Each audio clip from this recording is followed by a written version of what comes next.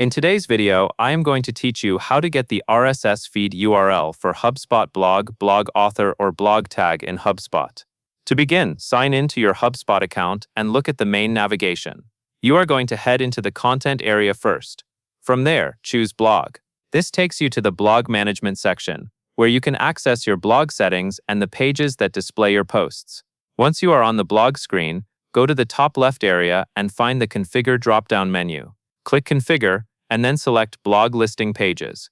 Blog listing pages are the pages that show your blog posts in a feed-like format, such as your main blog homepage or other listing pages you may have set up. After you open Blog Listing Pages, you will see a list of the available listing pages. Move your cursor over the listing page you want to use, and then click Details.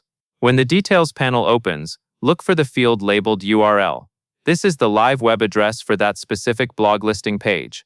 Carefully copy the full URL from that URL field.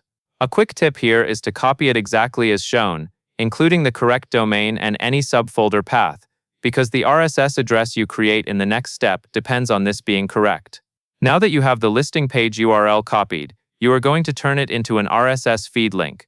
To do that, take the URL you just copied and append /rss.xml to the very end of it. For example, if your blog listing page ends with a path like /blog, your RSS feed will be that same address with /rss.xml added at the end.